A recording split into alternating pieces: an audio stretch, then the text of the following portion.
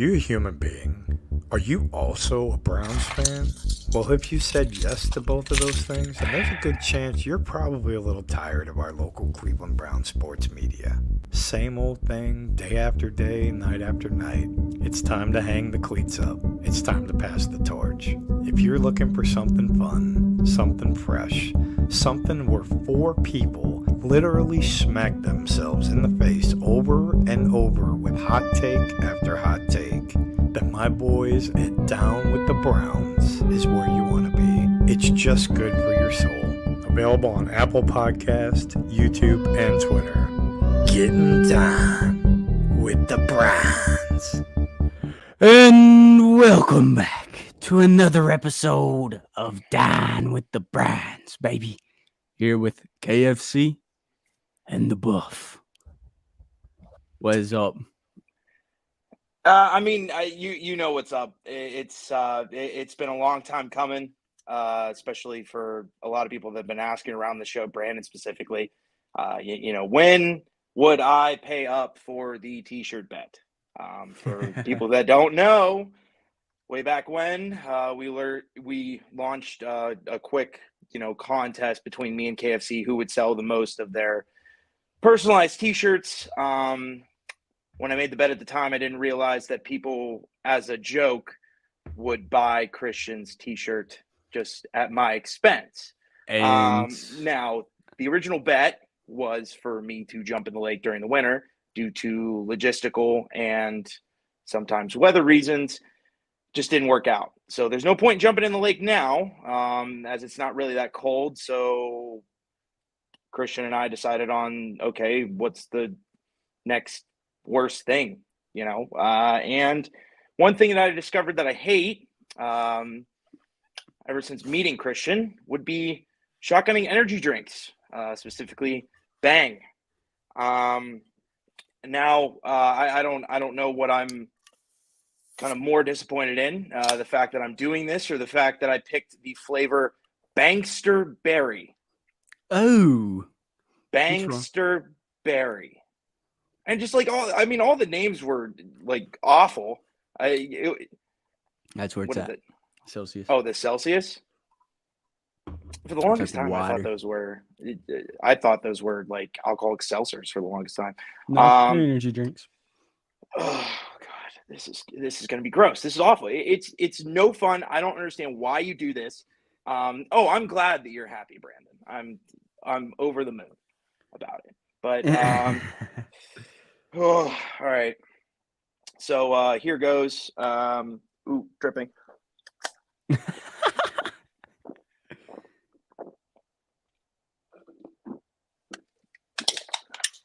Okay. Whew. Oh, okay. Yeah. So we got a pretty good show for you tonight. Oh God, this is terrible. I'm glad that you're just letting me speak here. Yeah, you're dying right now, so it's kind of funnier to watch you die just and trip talk. over my own words. But yeah, no, we're gonna get into expectations for the Browns offense this year. The delusion of Steelers fans, and newly just kind of signed talk about safety Ronnie McLeod. Is that how you say it? I thought it was what'd you say, McLeod? McLeod? Yeah, I believe that's for the pronunciation something like that. there. Something like that. Yeah, no wonder why you have no brain cells at any point. This is terrible, dude. I'm like, okay. You want to do your segment? I need like a minute. All right. Let's talk about the dog logo. Yeah. Oh yeah. So the Browns have unleashed 5 of the top voted logos, I believe, out of all the fan contests. And Drew said, Matt, KFC, how's it going? It's going good. It's going good, Drew. How are you? But, they unleashed 5 new logos. I think all the fans are going to get to vote on Wednesday on which one is going to be the new dog logo. I would say 3 out of the 5 are absolutely garbage.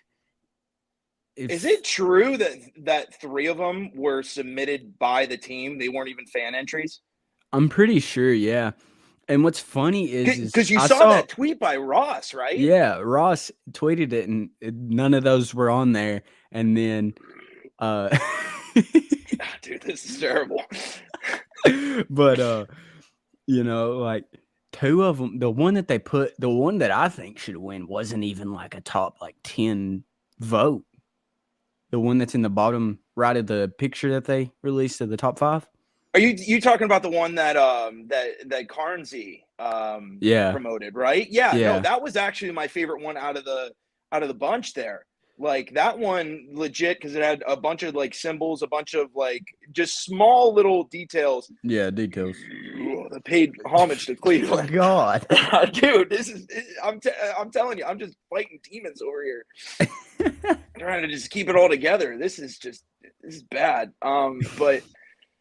But yeah, no. I thought it was simple. It was like not like cartoony. Like Not over the top either. yeah, exactly. And I think that's what this franchise needs because it's just there's a lot of times where it's just you're just doing too much, and it's just Yeah. like. Do you ever feel like that with sports logos nowadays? Is that the new ones are either doing too much or they're just not doing enough, which is just either like 1 or 2 letters as their logo. Yeah. Yeah, and that one that TikTok chick submitted, I mean, it looks all right. I mean, I wouldn't be as mad if we picked that one over the other 3 that I don't like. But I still think that one on the bottom right is the best. But I wouldn't be too mad because I mean it's kind of futuristic in a way, and it also does represent Cleveland because it has the CLE in the dog neck. But yeah, I think a lot of them are just kind of, just doing too much, just doing way too much, and just for a franchise that needs to not have that much attention paid to it, for sure. After last offseason, just doing just too much. Like dial it back. For sure. Did you see Big Play once again talking about Swagger's funeral? Oh my gosh, dude. That was the oddest thing I think I've ever seen in my life. So like I saw where they had like they were gonna do one, and I kind of thought it was like gonna be like, just kind of like for the people that own nice the dog. Like little service. Yeah. Not like not a meet and greet. So for the people that don't know, okay. And I realize that I'm gonna say this, and people are gonna hear it, and they're just gonna not believe it because it just doesn't sound something that would happen in real life. So, since for what I thought it was like 5 or 6 years, right? Was Swagger's tenure with the Cleveland Browns. So he was the Browns like official mascot. He'd come run out in the field, big bull mastiff. Beautiful dog, and he would pose with fans before games and everything, and it was great. Well, Swagger had health problems. He retired from the team, and then when he eventually passed, the team thought it would be a great idea. This is a beloved mascot. Everybody in Cleveland, every Cleveland Browns fan loved this dog. Hell, I did too. And they wanted to kind of pay homage. They wanted to do like a little kind of service, and at first glance you're like, okay, that's nice, but it was an open casket that they broadcasted live from the funeral home. It was and it's about as cringy. It is about as cringy as I'm describing it to you. Like it just why? We're not there. That's about all I gotta say about it. It was a little odd. But I would say, do you hear something? But this is an announcement. So we're gonna get loud. It's a BPA, Buffalo Public Announcement. Good evening, listeners. I come to you in a state of exhaustion and irritation. Personally, I've never seen such an overwhelming moment of false confidence as I've seen lately spoken circles across the PA border. people are ironically stating the Pittsburgh Steelers will win the AFC North this year. At first, I thought it was a joke. Maybe perhaps Yinzers have pulled a Kenny Chesney and spent too much time with a keg in the closet. Alas, these were not beliefs simply caused by a mass consumption of icy light, but rather these erroneous statements are said with a sober chest. It's one thing for pure fans to spout this while stuffing themselves with salads, topped with soggy French fries, but analysts for USA Today and on the radio are making these same statements without even a smirk. Be one thing if the black and gold had found their franchise guy, but hyping up a soon-to-be 25-year-old second-year QB with a 7-9 career TD interception ratio is bad. Imagine gushing over a guy whose backup had a better completion percentage, yards per completion, and passer rating in 2022. This backup would, of course, be former first-round draft bust Mitch Trubisky, who, by the way, is from Cleveland. So if Cleveland sucks, what the hell does that make Pittsburgh local Kenny Pickett? Ooh. Not to mention, they've yet to add a reliable target for the signal caller. No, I'm not counting Allen Robinson either, considering the last time he had over 100 yards receiving in a game, Christmas was canceled and the nation was in a pandemic lockdown. Sure, a top 10 coach as well as a stout defense will keep you in the hunt for 17 weeks, but to think that offense will outscore division opponents is laughable. They say traumatic events can break someone's mental psyche, causing delusion. It's truly sad, but whenever I'm sad, I just think about the scoreboard at Heinz Field, January 10th, 2021, reading 48-37. This is Mac with your public Buffalo announcement. Heck yeah. Heck yeah. Fluff Pittsburgh. I don't understand it. And at first, I just thought it was, the annoying troll accounts. You know what I'm talking about? Pickensburg that just literally puts Cincinnati, Cleveland, and the Baltimore's social media accounts on notifications. And then the second that they tweet, that they just reply to it, which, by the way, that's something that an unemployed person would do, right? Because, if you're legitimately, like, if you have a job and you have things to do and you have stuff on your plate, you wouldn't just simply wait for a tweet to happen just so that way you can reply to it. Just doesn't make a whole lot of sense. But you look into it, and legitimately both Pony and this Jarrett Bailey guy. So two pretty big media guys in Pittsburgh are both saying that the Steelers would win the division. Now it's one thing to sit here and say, okay, could they possibly squeak in? Could they be a top 7 team in the AFC and get a wild card win? Sure. There's always that 7th seed that has a really good defense, no offense, which is what the Steelers are going to be this year. Stop it. If you really think that Kenny Pickett is just going to magically come alive. Let's be real, Mac. We saw this story before. We had it about 4 years ago, rookie season, rookie quarterback, first round pick. Quarterback comes in, kind of does good. Get your hopes really, really hyped. You get some key additions. You're going into that second season with really high expectations just to be let down. Yeah, we saw this back in 2019. This is the same movie that is happening over again, just in a different city. That I'm telling you, Pickens is Baker Mayfield 2.0, but not as good. Yeah, it really, like, the parallels are just completely, like, because they were pretty much mocked the same way. They were the first quarterback out of both their classes, right? Typical kind of like run and gun QB. Mm-hmm. Everybody said where they were picked, they were overvalued. Yep. He has this rookie season to where he keeps the team relevant for 7, because the Browns weren't truly knocked out last week. And Steelers, they were still in the hunt. And the fact, because I mean, the Browns, when they were coming into 2019, they still were kind of in a better spot than the Steelers are right now. I mean, the Browns added Odell Beckham, which I could tell you right now, Allen Robinson, he's like, I don't get what they're doing. I really don't. They traded away, Chase Claypool, which, by the way, for as talented as he was, he was a distraction, and they ended up getting a pretty good pick out of it. but they still don't have a wide receiver one. I'd love to call Deontay Johnson a wide receiver one, but you have to catch the ball to be a wide receiver one. And, George Pickens, great. He got 800 yards as wide receiver two. Not really sure if that makes him a bona fide one yet. Yeah. And then you have Allen Robinson, who across his last, 2 seasons, hold on. I love this. They want to hype up Allen Robinson. Oh my God, Kenny Pickett just got a new target. But past 22 games of Allen Robinson's career, guess how many yards per game? Just guess. 8.9. Oh, I was going to say 34, but Per catch? I'm talking about like per game. Per game. About 50?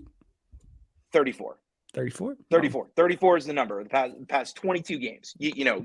So what have you done for me lately? It's just not Allen Robinson's deal. And that's, by the way, that's with the Rams, with Matt Stafford. Mm-hmm. Pretty good quarterback. So you can't really just sit there and say, "Oh, it was Matt Stafford." No, it wasn't. Well, he was out last year quite a bit too. Yeah, and you still had I really don't get it. Now Steelers did what they usually do, and they bolstered their defense. They added Joey Porter. Really good pick. Keanu Bennett. Yeah, like Keanu Bennett. And then as well as Nick Herbig. So, they really reloaded on defense, but they just kind of forgot about their offense. Well, they got that new tackle out of Georgia, Broderick. Who got worked by Isaiah McGuire. Who, yes, sir. By the way, the Browns drafted in the what was it, 4th round? Okay. Yeah. So I just don't. Now, if you want to sit here and you want to argue that they're going to finish better than the Browns, I can't really argue against that because the Browns haven't really put that on tape yet. Yeah. So at least you have something there. But to say that you're going to outscore Cincinnati, you're going to outscore Baltimore, highly unlikely. Highly unlikely. Now, nothing is impossible. I'm not going to call Kevin Garnett wrong, but it's practically impossible. Yeah. Yeah, it's just kind of funny though. I mean, but the Steelers are the Steelers. Mike Tomlin's gonna have them guys ready, and somehow they're gonna win like 8 to 9 games. Just somehow, it's gonna make me mad. But yeah, and speaking of bolstering up defenses, the Browns got us in. I mean, they signed a safety. What was it? Thursday? I want to say it was Friday. It was out of nowhere. Yeah, and I was really hyped because I had been saying we needed a third safety, and I think we got us a guy, I mean, a lot of people are thinking this guy's going to be safety 3.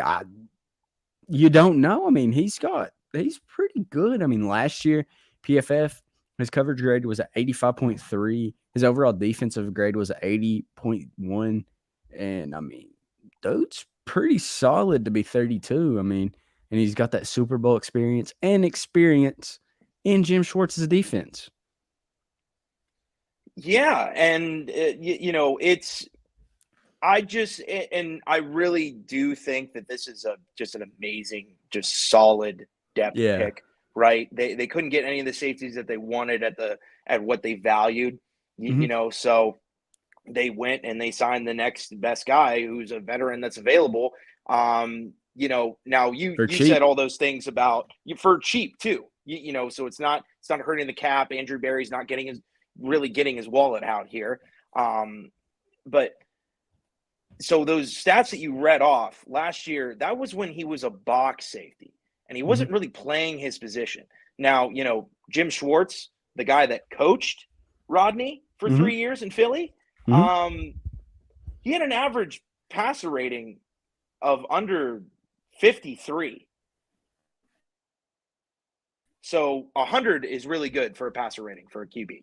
And his average passer rating when targeted 3 years in Philly was under 53, which is just crazy to think about from him as a free safety here. You're going to be pairing him with Thornhill and Grant Delpit, So in case one of those guys goes down, you still have an option back there, and he can still cover. And this is kind of what this defense needed going into the draft here. They needed more depth pieces just in case, because one thing that's not really talked about when it comes to playoff teams is depth. These guys, very rarely does somebody in the NFL play all 17 games. Very rarely in the NFL does a guy make it a whole season without a bump or a scratch that keeps him out for a game. So I really like this pick, I'm sorry, this signing. Well, you want me to give you another stat that's going to get you hot? Yeah. So McLeod or McLeod, whatever you want, however you want to say his name. In his years with Jim Schwartz as a defensive coordinator, he had 8 picks. You know how many touchdowns he allowed? 4. So that's a 2-to-1 interception to touchdown ratio. Are you telling me that he allowed more touchdowns last year than he did in the 3 years with Schwartz? Because I know what is it, 4 or 5? I want to say it's 5. He allowed 5. Yeah. So it's, you get him in that free safety position, and he's a very solid starter. Which he was targeted. It looks like he was targeted at like a all-time high, like a career high last year, too. Well, because he had to be the guy of that Colts defense. Yeah. And that's kind of the cool thing when it comes to this defense now, that there's a lot of pieces to where somebody doesn't necessarily have to be a guy. You can be a team. And I think that's what a lot of this defense was missing last year, especially Grant Delpit had to be the guy last year because just John Johnson, Wasn't. Number one, was not. And 2, that we weren't getting to the quarterback flat out. Like, the Browns were one of the worst teams last year rushing the quarterback. And like, that's crazy to think just simply because of Myles Garrett, who is 2-3-time All-Pro? 4? Is he 4? Well, if you're counting like second team All-Pros, yes. Yeah. But there's just so many. If Rodney is just the third safety that they rotate in, right?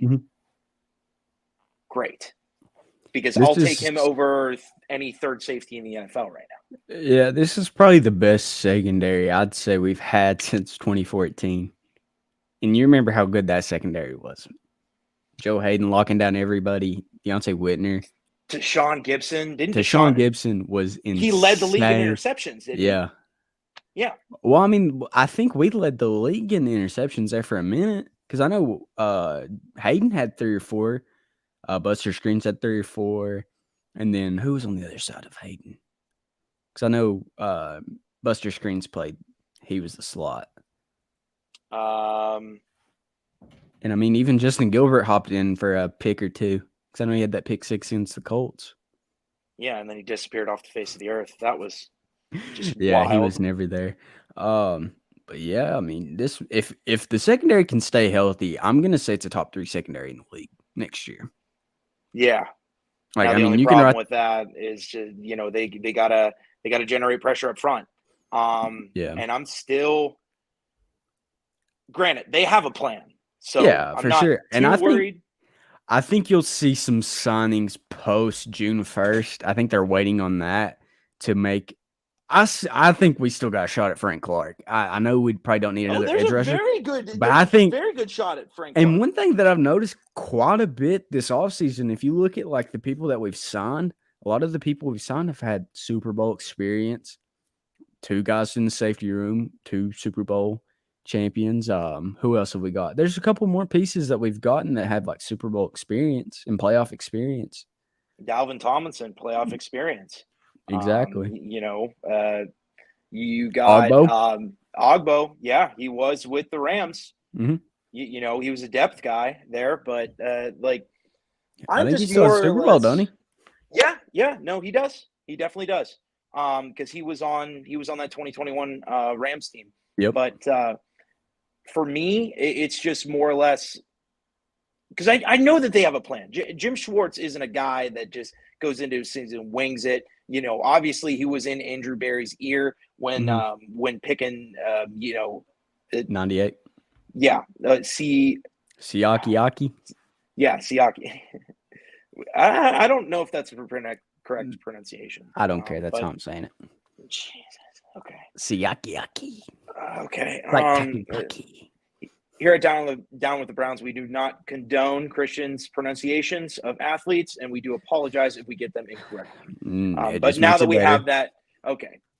Either way, they had a plan for him. I'm just more worried about, in terms of snaps, how much him and Dalvin Tomlinson are going to do, because they're just going to be asked to be on the field so much, and that's really hard for guys that are, like I don't know if he'll play pounds. that. Like, all people are expecting him to come in and be like a day one starter. I don't think he's going to be. I think they'll try like Mo Hurst and maybe Jordan Elliott.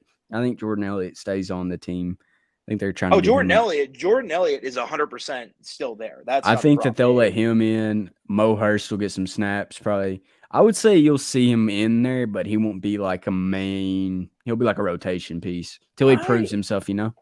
I do want to see, like, the one that intrigues me the most on the defensive tackle room there is Maurice Hurst. Former first round pick. He was asked to do a lot in Oakland. But I don't know.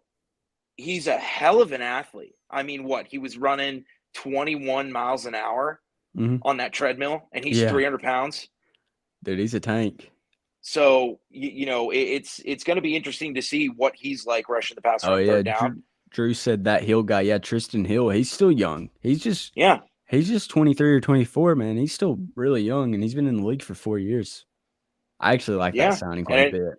And another camp flyer, so it's just, it doesn't cost the team anything. And it's, it's going to breed the kind of best of the best. Yeah. And that's what's going to be really cool to see in camp. And I guess we've been kind of seeing it for the past couple of years too. But there's a lot of talent on this team. So there's just not going to be a lot of room on the 53-man roster. Yeah. And, I kind of like what we're doing though. No lie. Like, if we can get one more, I would say one more D tackle, one more edge. I know that's asking a lot. There's 2 more guys on what's already 91 on the roster. But if you can get a guy like Frank Clark, bro, that rotation would be nasty. I mean, I think it means Isaiah Thomas or one of them guys is out. But then you'd have Myles Garrett, Frank Clark, Ogbo, Okoronkwo, who else? Isaiah McGuire, Alex Wright. I mean, that's a pretty deep, like, 4, 6, whatever it is. However many people I just said. But that's a pretty deep edge class right there, just for the Browns. I mean, last year we thought we was going to have a really, really good defensive end group. But, I think that we're going young, real athletic, which is what we need, because in Jim Schwartz's defense, his edges are usually a little more athletic, a little bit faster. Yes, correct. So, well, funny that you're talking about the defensive end position. It kind of has me thinking. Myles Garrett. I'm not sure whether or not he played all 17 games in 2021. Did he? I think he did. He did. I mean, he ended up pulling his groin, so he wasn't healthy for 17 games. Yeah. But every season outside of 2021, he hasn't played the full season. Jadeveon Clowney missed a lot of time last year. So to add that depth, and it kind of brings back the point that we were talking about, Rodney McLeod. But like having that depth there when you got to bring somebody off the field, to have someone else be able to do their job is going to be really cool to see. And especially with, Jim Schwartz coming in, the new DC, and this defense is really going to look a lot different. Jim Schwartz runs a lot more cover 3 and a lot more Mhm. man looks. Now our corners are built for man coverage. Greg Newsome was one of the top rookies in 2021 in terms of man coverage. Ward has always been a lockdown corner, and Martin Emerson, he's the mismatch negator, right? Mhm. Because he's one of the tallest corners in the league. So you can't just put a 6'4" wide receiver there and then just call it a day, because he's still gonna give you hell. And then between cover 3, the flat, all these. I don't know how many times I watched the Browns last year where the running back swings out into the flat, or you have a wide receiver doing a simple out route, and Yeah. there's just nobody within 3 yards of him. That's not going to happen Oh, with this yeah. Jim Schwartz defense. They're Sweet. not going to be too just terrified to get beat over the top because they know they have the athletes. Yeah. Oh, yeah, and, Miles did play all 17 games last year, or in He did play. 2021. Yeah, yeah. So, Yeah. but I mean, he did end up pulling his groin. And I don't know if you Yeah, remember, but he just, he wasn't the same. yeah, it was just frustrating to see. But yeah, the more depth on the defense combined with a defense coordinator that's going to be a lot more aggressive. Mhm. While with him, he's going to be more aggressive, but he's not going to just completely send the house every single time, because he won't have to. And the cool thing with now, as much as I talked about Siaka Ika, um, with having 330-pound defensive tackles on the field at the same time, there's somebody has to get home. If you Yeah, for put sure. Miles, Ika, Dalvin Tomlinson, and Ogbo Onkwo, and you Mhm. put them in this wide 9, and you give Miles, the Miles and Okoronkwo one-on-one matchups, like, somebody is bound to get home. Yeah, and I think, honestly, a guy we've not really talked about a lot, and it's a guy we've all expected kinda to take that step as, like, a superstar. Well, no, I think he'll be a superstar, like, if he gets in the right, swing of it, but, JOK. Like, last year, we all expected him to make that huge jump, be that linebacker, like, the main dude, like, that guy that's just gonna come out and hit everybody, but, I mean, the injury bug and then just the Joe Woods defense, like, I mean, mixture of that, and he just kinda looked like an average linebacker, Yes. and in this short system, like, I mean, he'll probably be rushing more, he'll probably be in better position, him and AWOC, and, I mean, I'm pretty hyped to see what he does in this Schwartz defense. Well, one thing that I noticed, because I've gone back and looked at that Super Bowl year from Philly, Mhm. and the one game that I wanted to see is that the shootout in Los Angeles against the Rams, because Sean McVay runs kind of one of the most motion friendly Yeah. offenses in the NFL. Like, he's going to send guys across the formation. He's going to present you a formation, and then within 10 seconds, it's going to look completely different. One thing that Joe Woods that I really didn't like from the defense last year is that anytime a wide receiver moves, or a tight end shifts, the defense completely plays a game of chess, right? Yeah. And almost shifts completely in the other direction. Now, I looked at it, and that was the one thing that I was kind of looking at this entire game. Eagles versus Rams. Mhm. One thing, the defensive tackles never shift. The 1 technique and the 3 technique did not change gaps whatsoever. Now, one end widened out a little bit more. One kind of was a little bit closer Yeah.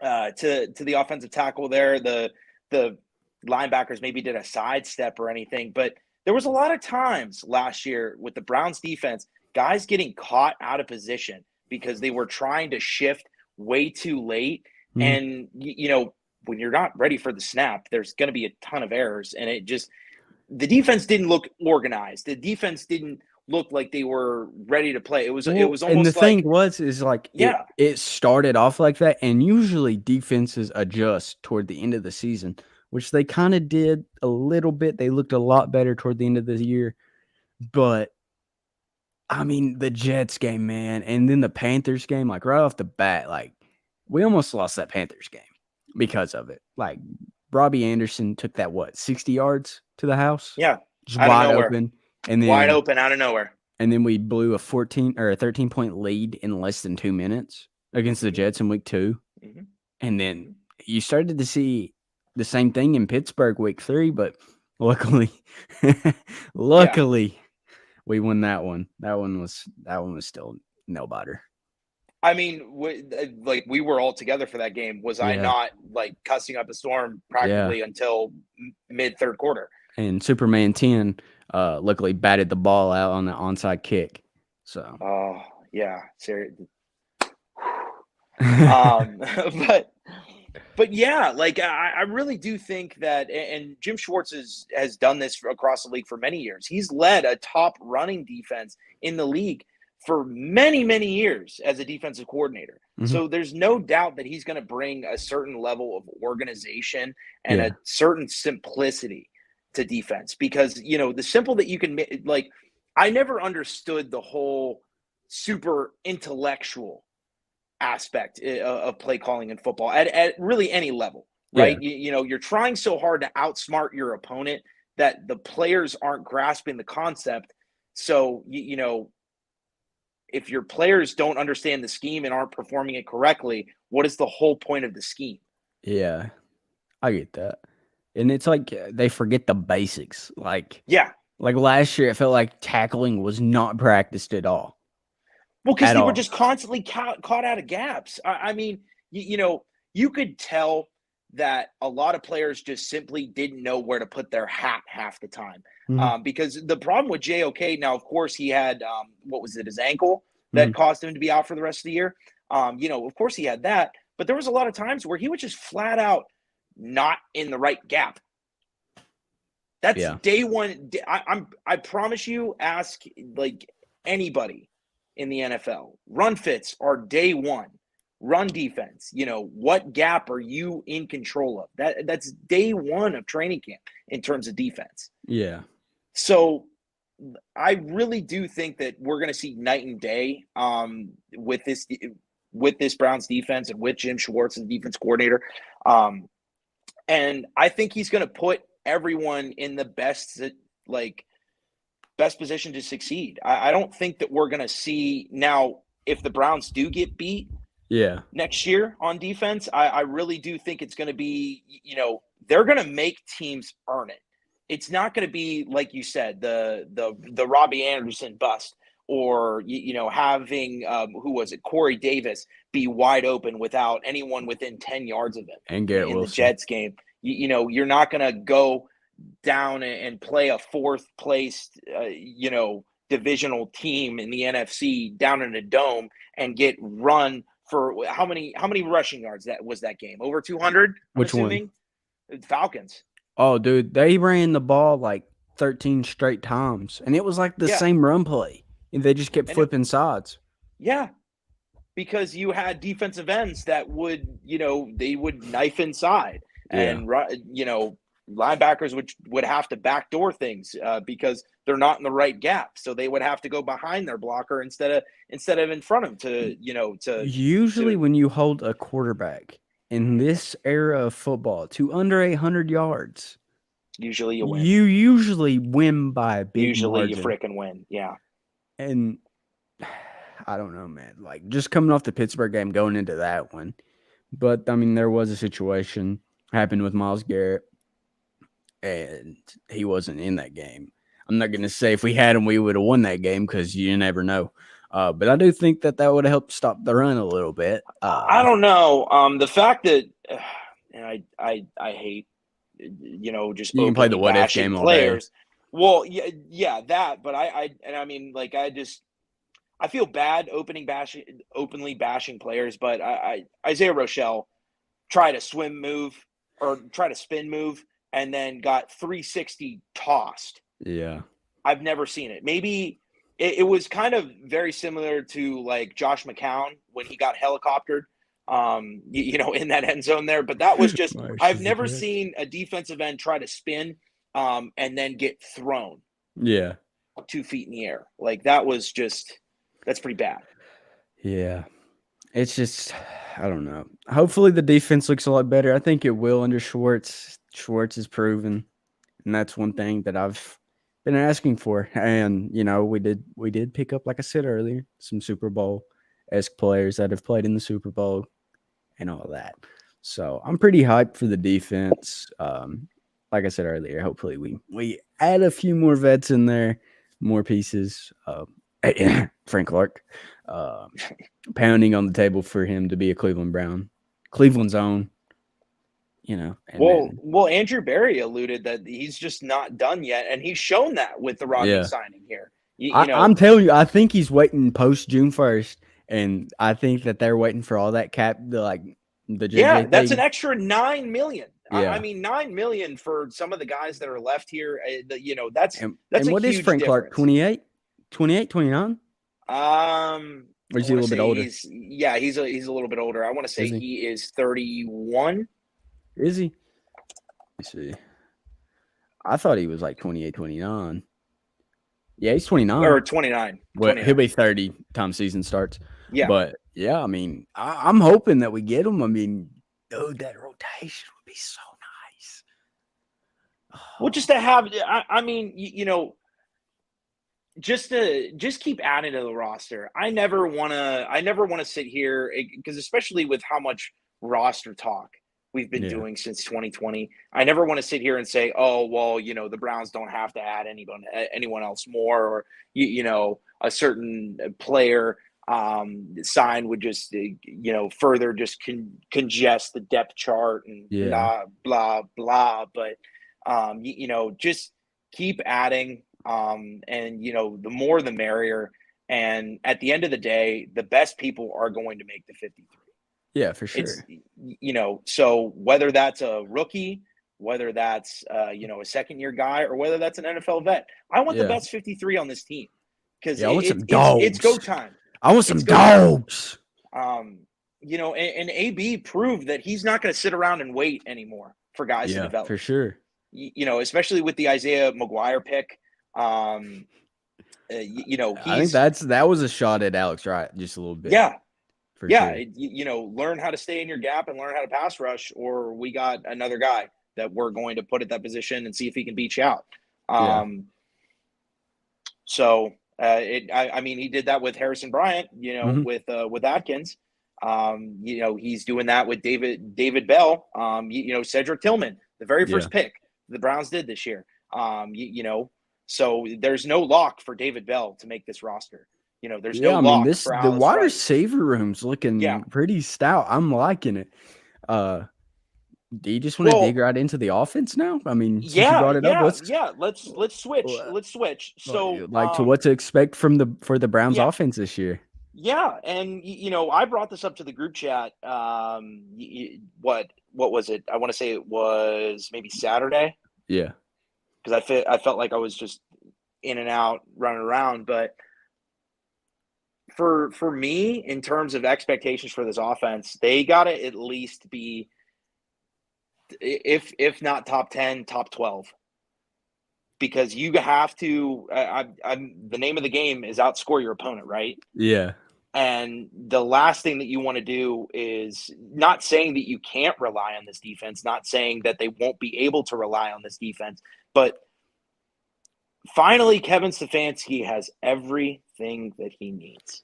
There's no, you have the field stretchers, you have the big targets, you have the running game, you have the offensive line, you have, so the whole pissing match between Kevin Stefanski and a quarterback, that's completely done. Yeah. You have your guy, so let's go. You have a whole offseason. There's no question on whether or not Watson is going to start week 1, because he will. Yeah. There's what's too much money invested. There's too much. There's too much money there. And he's not going to have to switch the playbook halfway through. So you're running one singular playbook. There's no excuse for why this team can't be at least a top 12 offense, and they can do it. I mean, Nick Chubb has been a better runner out of the shotgun because he's going to be facing less defenders that are close to the line of scrimmage. Yeah. So Nick Chubb is going to be even more efficient than he already is, and Nick Chubb is the best runner in all of football. I mean, And I think that honestly, Am I a little like, bit biased? Yes. I say this oh with my no, Chub bro. Hub shirt on. Yeah, but But I mean, honestly, bro, you can argue that Nick Chubb's easily the best running back in the league. I mean, go look at the stats. No running back has averaged 5 yards a carry in the first, what is it, 5 years that he's played? yeah, he's never averaged. So last year, in terms of efficiency, it was a down year for Nick Chubb, Yeah, and and he he still still had averaged 5 yards a carry. yeah, and 12 touchdowns and like 1,500 yards, right? Yeah. It's crazy. And like I'm I'm really excited for the offense though, because like if Watson can go back, he don't even have to be what he was in 2020. If he He's can got to be just top be, 15. if he can Top be top 15, and they 15, win. this team, like Nick Chubb, I think that we're gonna go more pass heavy. I think Nick Chubb's numbers are gonna dip a little bit this year compared to what he's been doing. I think he'll still have 1,200 yards, and I think he'll have probably about the same amount of touchdowns just because the pass getting down to the red zone. And you Yeah. know how Stefanski is when he gets into the red zone. He likes to run the ball. Yeah. But I think the offense is going to change a little bit. I think we're going to go a little more pass heavy just because of the wide receivers we've brought in, like guys like Elijah Moore, guys that like to stretch the field, Marquise Goodwin. And then we've got a big body now, 6'3" Cedric Tillman. I think he's going to be more in the offense than a lot of people think. Oh, absolutely. I mean, you don't like in terms of, you very rarely will you see a team's first pick Yeah. in the draft not have a significant role with the team because they got to figure out what they have with this guy. And, Yeah. there's no point in waiting and have him sit and develop because he's already, 24? 23. And I mean, you go back and watch his tape at Tennessee. I mean, I remember, okay, back in 2021, I watched him versus Kentucky in Lexington. And I remember looking at my dad and I said, that dude is a baller. Because I mean, I had heard about Cedric Tillman, but I hadn't really watched him.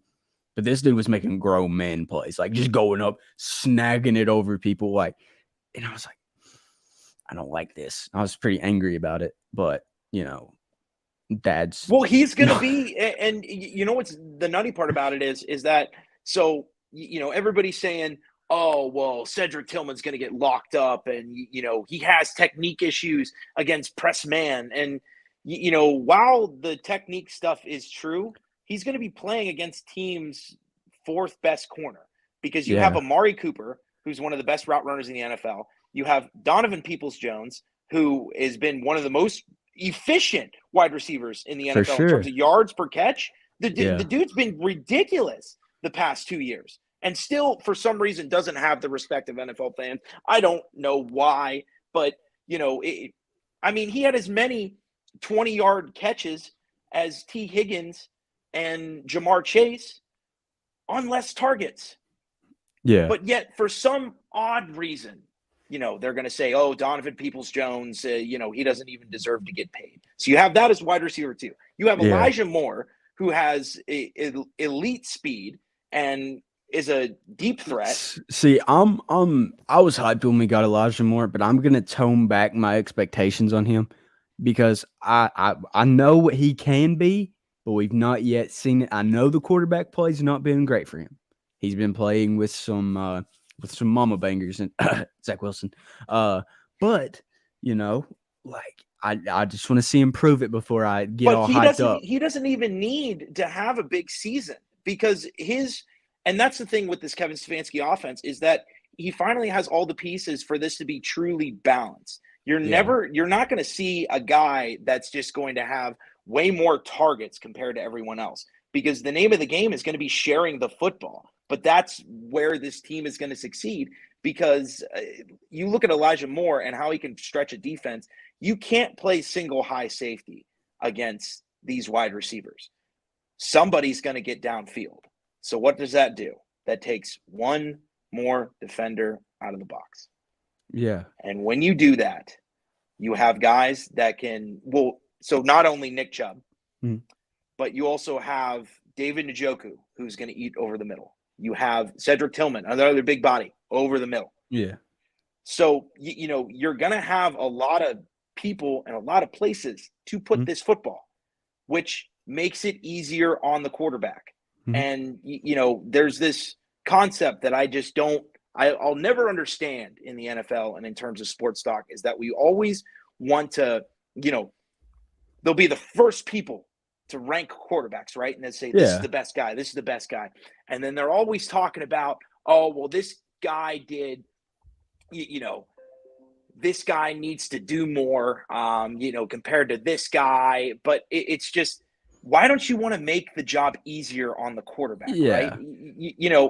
Who cares where they power rank? I've got a good question. Sorry to cut you Okay. off. Yeah, I just go thought of fire this. away. Fire away. So, we've talked a lot about Deshaun and Mhm. Nick Chubb, Mhm. but, they might be implementing more of that read option as well to make this offense a little more diverse. Even better. Okay, I'm going to set the bar at 5.5 rushing touchdowns for Deshaun Watson next year. Is he going to get over or under? Higher. You think? Higher. Absolutely. So his career high Absolutely. right now, rushing touchdowns is 7, which was in 2019. In 2020, he had 3, and last year he had 1. So, I mean, totally, he has, I think on his career, it's like 18, 19, something like that. So, I mean, I think he's going to get more too. I just think that. Well, you get closer to the goal line, people are going to sell out for Nick Chubb. Oh, yeah, for sure. And then that just leaves And all Deshaun it Watson, he can takes just is creep in there and then just the tutty. well, yeah, exactly. It's he's just going to pull the ball and just hit the zone back door, and it's going to be wide open. I'm just happy about how diverse this offense is going to be, and how many people can be implemented into this offense. Because it looked a lot of times last year that it was really just 3 people in terms of this passing offense. It was Amari Cooper, Donovan Peoples-Jones, and David Njoku. Yeah. Now, David Bell, he was great when he was on the field, but he was rarely on the field, and it didn't matter. Anthony Schwartz, we're not even going to talk about him. 10. Not even going to talk about him. We don't say his name. 10. Employee 10. Apologies. Yeah, employee 10. But David Njoku, he wasn't healthy all season. Yeah. Amari Cooper was battling a hip injury and somehow still gutting out yards. I have no idea how. But I mean, the dude was just playing in straight pain. And then you have Donovan Peoples-Jones that did Donovan Peoples-Jones things last year. What's crazy is each year he's like went up like 200 yards each year. Like his rookie year, he had like what 400 or 500, or no, he had 300 and like 50 300. Then he had 570 year 2, and then he had like 800 last year. Yeah. So I mean, if he stays on that pace, which might be a little bit harder next year, because a lot of hands got to get fed. Could we see possibly 2 1,000-yard receivers next year? Because they're going to go more pass heavy. Yeah. And if they went more pass heavy last year, I'd say Donovan Peoples-Jones gets his 1,000 yards.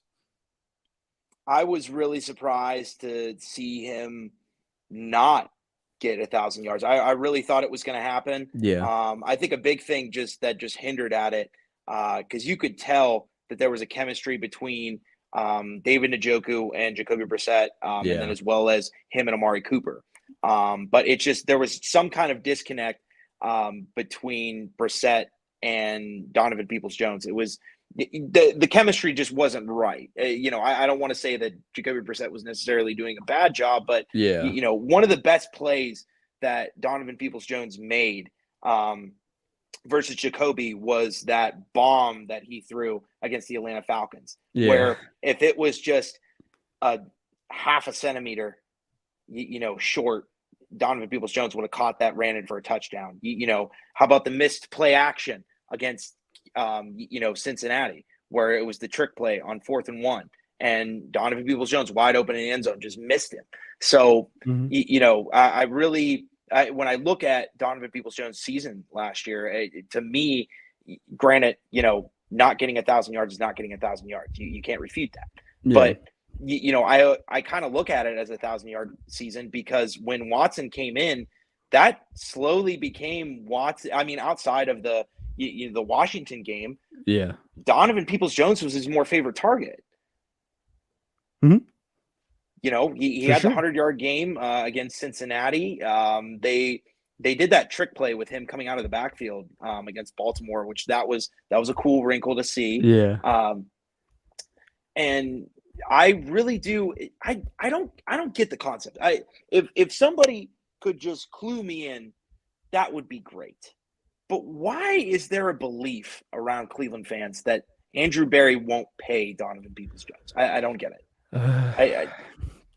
I mean, I get it, but I don't get it. Like contracts end, and if he balls out, we pay him. I think they're thinking like kind of like if he doesn't ball out, we don't pay him kind of thing. I guess it's just because you got to think we're so used to just letting guys walk and then them ball out somewhere else, and that's what that'll happen if we let DPJ walk. If he goes somewhere else, he's gonna ball out.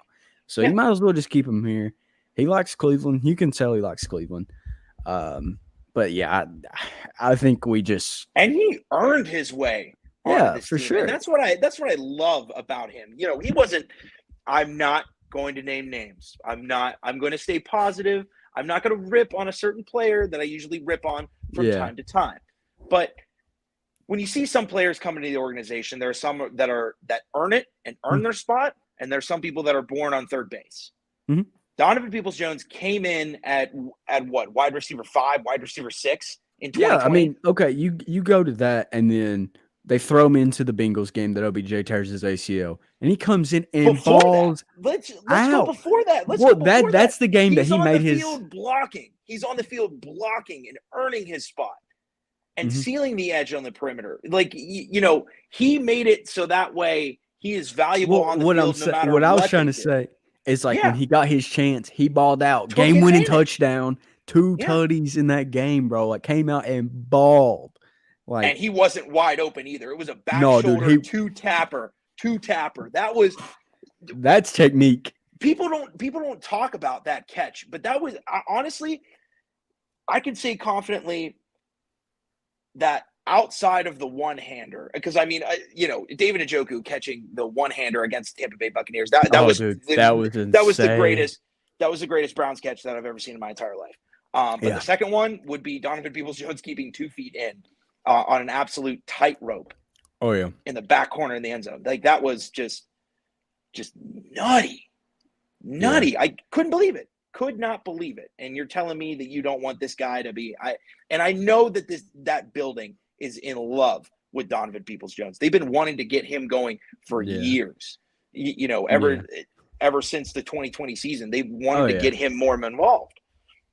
Yeah, for sure. And since we're starting to wrap up this episode, let's end it on a hot take. Okay. What's a hot take you got for this season? I know it's super early, so we'll call it a super early hot take. Super early hot take. Early hot take. Yeah. Okay.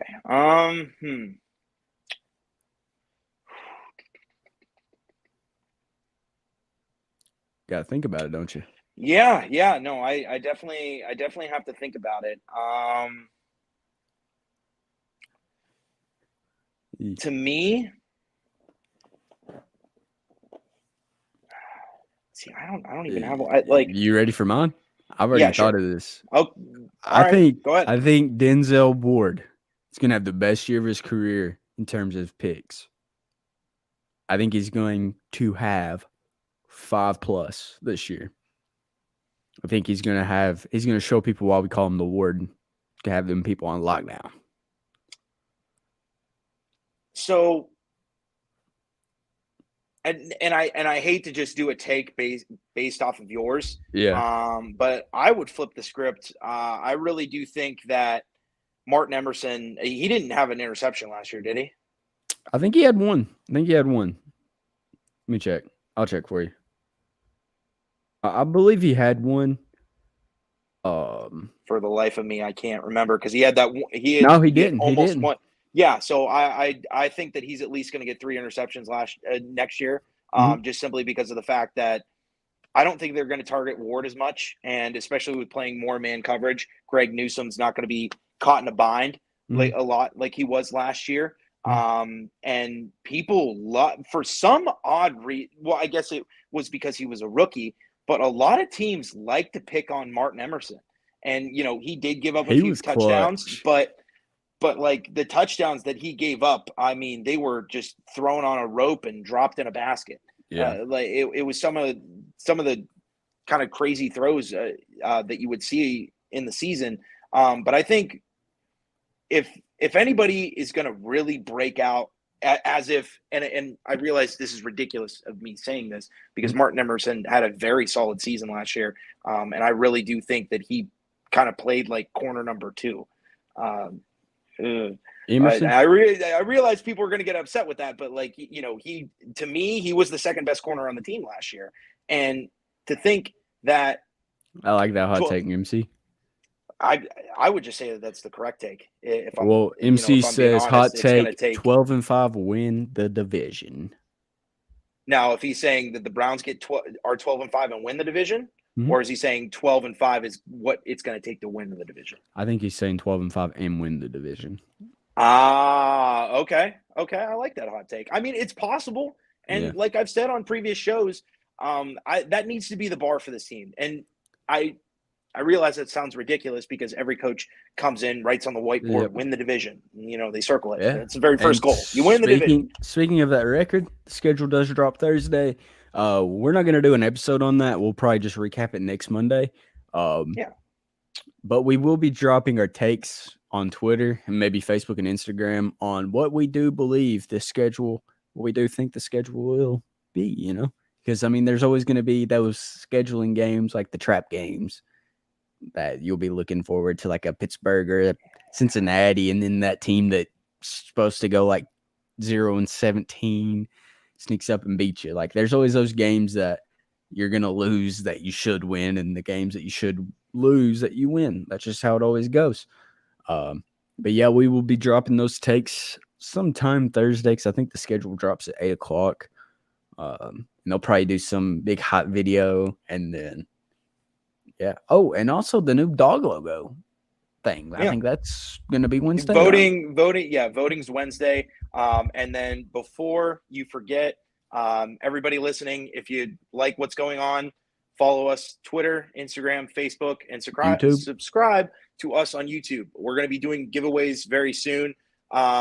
Just to drop a little bit of news for you guys, our merch line on Down with the Browns, we are currently kind of trying to move away from the website. So if you want to get merch, now is the time to do it. We have links on our Twitter page there, as well as Instagram and Facebook. So check us out, get a Chubb Times sweatshirt, maybe Down with the Browns sweatshirt that a few people around Twitter have been rocking. Yeah. So get yourself some merch, man. Yeah. And it's a great way to end the episode. And go Browns. Go Browns, baby. Birds up!